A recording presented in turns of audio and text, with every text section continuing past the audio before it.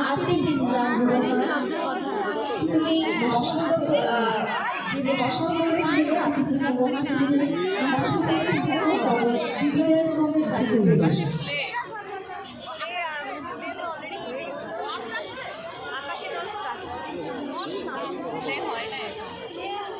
আপনার কালার হিসাবে জানছেন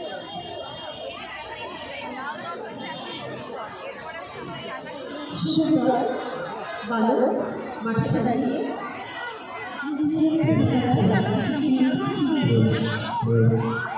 আপু আমাকে একটু দেয়া যাবে, একটু দেখা দিতে।